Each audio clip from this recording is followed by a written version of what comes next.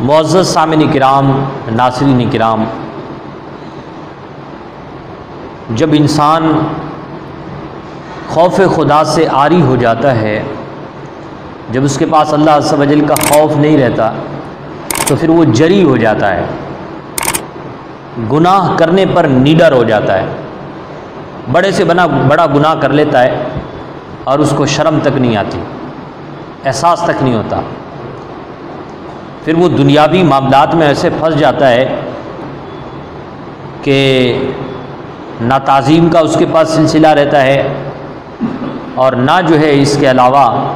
دیگر احکامات خدا بندی کی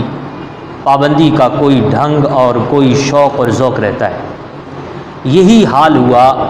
کربلا کے میدان میں کہ کربلا کے میدان میں یزیدیوں نے، یہ تمام کے تمام جو یزیدی تھے، یہ خوف خدا سے بالکل عاری تھے، اس لیے انہوں نے ہر وہ کام کیا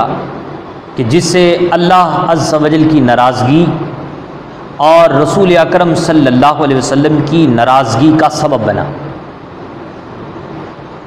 ان یزیدیوں نے حد کر دی، جب نواسہ رسول کو شہید کیا تو شہید کرنے کے بعد جو کام انہوں نے انجام دیے وہ بھی بڑے دل دوز ہیں، کلیجہ منہ کو آتا ہے کہ انہوں نے کیا کیا کہ 72 نفوس قدسیہ جو شہداء کربلا ہیں، ان کے جسموں سے ان کی گردنوں کو الگ کر دیا اور جسموں کو کربلا میں رہنے دیا، اور ان کے جو سر انور تھے ان کو جو ہے گھمانے کی غرض سے اپنے اپنے گھوڑوں پہ انہوں نے اٹھا لیے، نیزوں پہ۔ اور جب 11 محرم آئی تو حالات اتنے سنگین تھے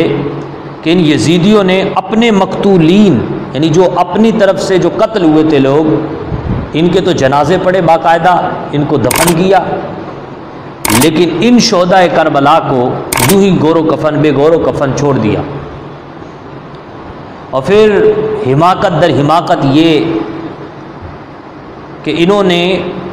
اپنے گھوڑوں سے ان کی لاشوں کو روندا۔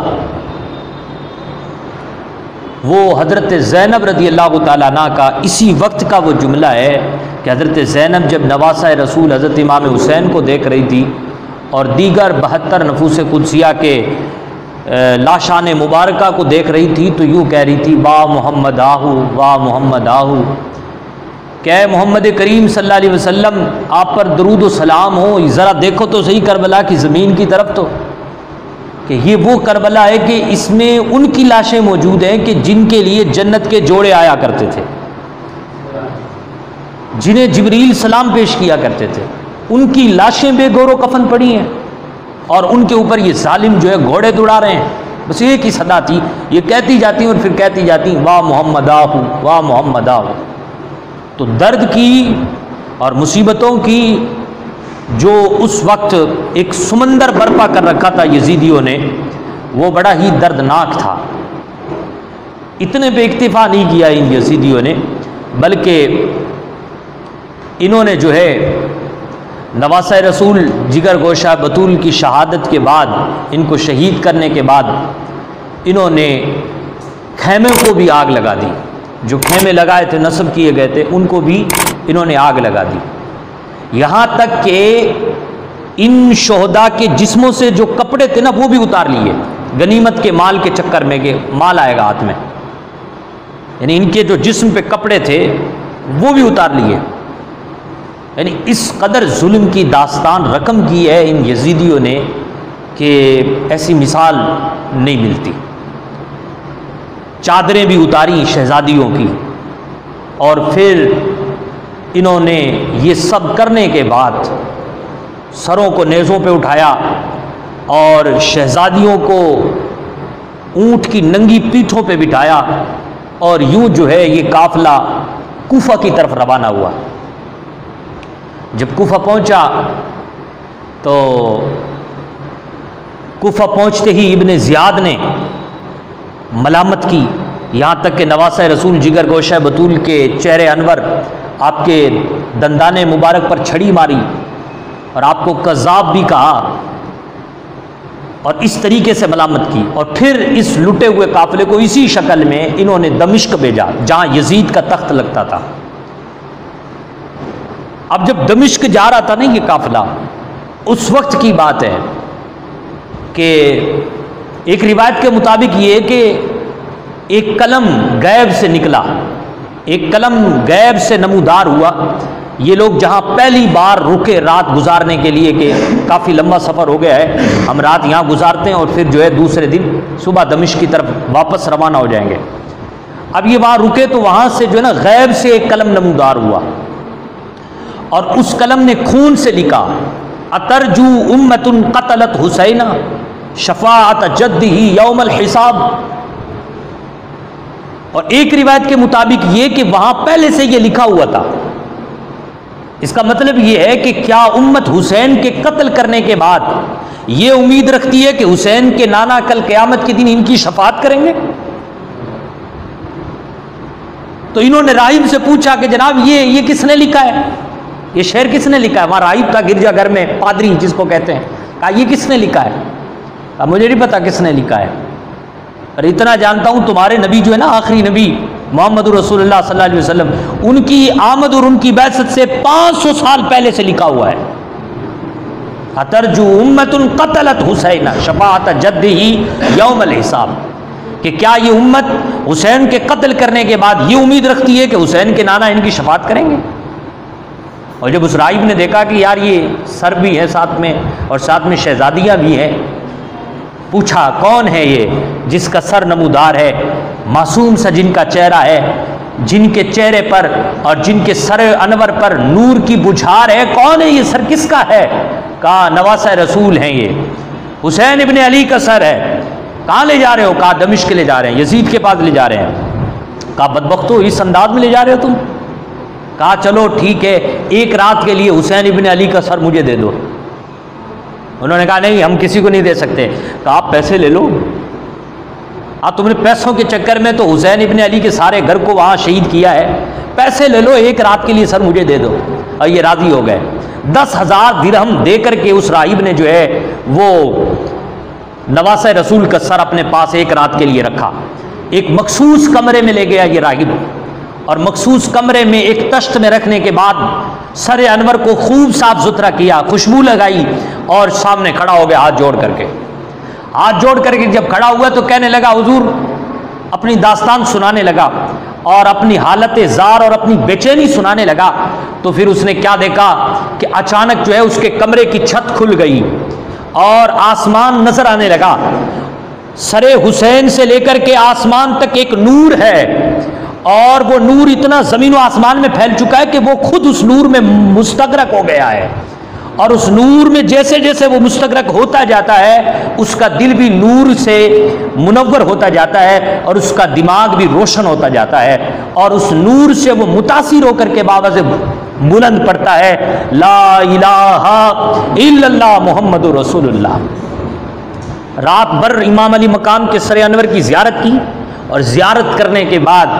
پھر جو ہے سر انور دیا، اور وہ جو پیسے دینے تھے وہ بھی دیے۔ لیکن جب یہ یزیدی آگے پہنچے اور انہوں نے وہ تھیلی کھولی کہ آپس میں تقسیم کر لیتے ہیں، یہ پیسے آئے ہیں، درہم آئے ہیں، آپس میں تقسیم کر لیتے ہیں۔ اب انہوں نے تقسیم کرنے کے لیے جب انہوں نے اپنی تھیلی کھولی تو کیا دیکھا کہ وہ تھیلیوں میں درہم نہیں، اشرفیاں نہیں، بلکہ ٹھیکریاں موجود ہیں، اور ٹھیکری کے ایک طرف لکھا ہے وَلَا تَحْسَبَنَّ اللَّهَ غَافِلًا عَمَّا يَعْمَلُ الظَّالِمُونَ، کیا یہ ظالم یہ گمان کرتے ہیں کہ اللہ تعالیٰ ان کے کاموں سے بے خبر ہے؟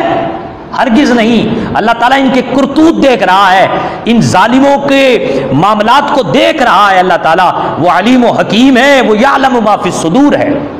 اور دوسری طرف لکھا تھا وَسَيَعْلَمُ الَّذِينَ ظَلَمُوا أَيَّ مُنْقَلَبٍ يَنْقَلِبُونَ، ان قریب یہ ظالم جان جائیں گے کہ اب جو ہے معاملہ کس کروٹ بیٹھتا ہے۔ یہ ظالم جو ظلم کی داستان رقم کر کے، ظلم کی حدیں پار کر کے سمجھتے ہیں کہ ہم جیت گئے، ہم فتح پا گئے، یہ عنقریب جان جائیں گے کہ اب جو ہے معاملہ کس کروٹ بیٹھتا ہے، اب انجام ان کا کیا ہوتا ہے۔ تو آپ نے دیکھا کہ یہ اس طریقے سے امام علی مقام کی توہین کی گئی۔ جب یہ قافلہ لوٹا ہوا دمشق پہنچا تو یزید کو پتہ چلا کہ ابن زیاد توفتاً اہل عراق ابن زیاد جو ہے یہ امام علی مقام کا سر مجھ تک بھیج رہے ہیں، تو اس نے پورے دمشق کو سجایا، گلیوں کو سجایا، اور ڈھول تاشے بجانے والوں سے کہتا ہے کہ جاؤ ڈھول بجاؤ، تاشے بجاؤ، باجے بجاؤ، حسین ابن علی کا سر میرے یہاں آ رہا ہے۔ اب یہ لوگ ڈھول بجانے لگے، تاشے بجانے لگے۔ اس وقت ایک صحابی ہے جن کا نام ہے حضرت سہیل رضی اللہ تعالیٰ عنہ، وہ فرماتے ہیں میں نے پوچھا کسی سے بھائی یہ کیا ہے، کیا چل رہا ہے، یہ کیا چل رہا ہے؟ کہا حسین ابن علی کا اہل عراق نے سر بھیجا ہے۔ کہا حسین ابن علی جو مصطفیٰ کہا کرتے تھے، جن کے بارے میں یہ صحابی تھے، کہا جن کے بارے میں کہا کرتے تھے کہ یہ جنتی جوانوں کے سردار ہیں، کہا وہ کہ جن کے لیے مصطفیٰ کریم سجدے کو طویل کر دیا کرتے تھے، ان کا سر امت لے کے آ رہی ہے۔ پہلے ہی سے رونا شروع ہو گئے اور پھر وہاں جا کر کے کھڑے ہو گئے جس دروازے پر یہ لوٹا ہوا قافلہ آنا تھا، جس راستے سے لوٹا ہوا قافلہ آنا تھا، اس راستے پہ کھڑے ہو گئے اور سر انور کا دیدار کرتے جاتے ہیں اور روتے جاتے ہیں۔ اور اسی بیچ میں شہزادی جو اونٹ کی ننگی پیٹھ پہ بیٹھی ہوئی تھی وہ ان سے پوچھتی ہے تم کون ہو؟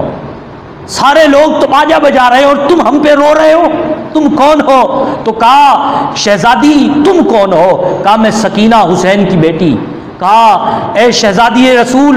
اے رسول پاک کے گھرانے کی شہزادی، میں حضور کا صحابی ہوں بد نصیب کہ آج میں حضور کے شہزادوں کی حالت کو یہ دیکھ رہا ہوں۔ تو کہا کہ اچھا تمہیں ہم سے اتنا پیار ہے تو پھر اتنا کرم کرو کہ یہ جو سر ہیں شہداء کے، ان سروں کو ہم سے آگے کر دو، ان سروں کو ہم سے آگے کر دو تاکہ ان کے سر اور ہمارے جو معاملات ہیں وہ قریب نہ رہیں، کیونکہ لوگ تو ان سروں کو دیکھتے ہیں اور اس چکر میں وہ ہمیں بھی دیکھتے ہیں، تو یہ جب سر انور دور ہو جائیں گے تو لوگ ہمیں کوئی نہیں دیکھے گا، ان سروں کو دیکھیں گے۔ حضرت سکینہ جی اس کنڈیشن میں بھی پردے کا اتنا اہتمام ہے۔ اللہ اکبر، جب دمشق کی گلیوں میں یہ لٹا ہوا قافلہ جا رہا تھا تو کسی نے قرآن کی آیت پڑھی، ام حسبت ان اصحاب الکہف والرقیم کانوا من آیاتنا عجبا، کہا کہ اللہ تعالیٰ کی عجیب نشانیوں میں سے ہیں غار والے اور کھو والے، یعنی وہ پہاڑی کے جو کھو میں رہتے ہیں وہ جو اصحاب ہیں وہ اللہ کی بڑی عجیب نشانیوں میں سے ہیں۔ تو سر انور حسین ابن علی کے سر سے آواز آئی عجب من اصحاب الکہف قتلی وحملی، اصحاب کہف سے زیادہ عجیب تر نشانی جو اللہ کی وہ یہ ہے میرا قتل ہونا اور میرا پھر سر انور کو قتل کرنے کے بعد گلیوں میں گھمایا جانا۔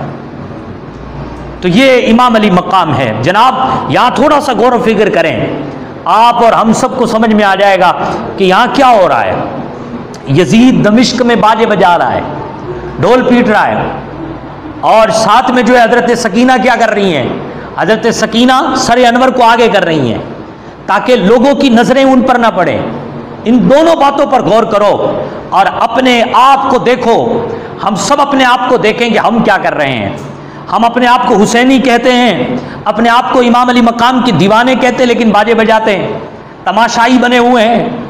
اور پھر ان محرمات کے موقع پر امام علی مقام کے نام سے ہم کیا کر رہے ہوتے ہیں؟ ہماری خواتین بے پردہ ہو کر کے تازیوں کے ساتھ جا رہی ہوتی ہیں، تازیوں کے پاس کھڑی ہوتی ہیں،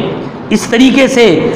ایک بے حیائی کا منظر ہم جو ہے تصویر کھینچے ہوئے ہوتے ہیں۔ حضرت سکینہ کو دیکھیں کہ حضرت سکینہ اس سے کس قدر کترا رہی ہیں۔ یہ پیغام ہے ہم سنیوں کے لیے، ہم حسینیوں کے لیے، کہ باجے بجانا اور ان مواقع پر خصوصاً اور دیگر مواقع پر بھی بے پردگی کا مظاہرہ کرنا یہ حسین اور حسین والوں کا طریقہ نہیں، یہ یزیدیوں کا طریقہ ہے۔ حسین والے تو وہ ہیں جو ان باجوں سے بھی بچتے ہیں اور ساتھ میں بے پردگی سے بھی بچتے ہیں۔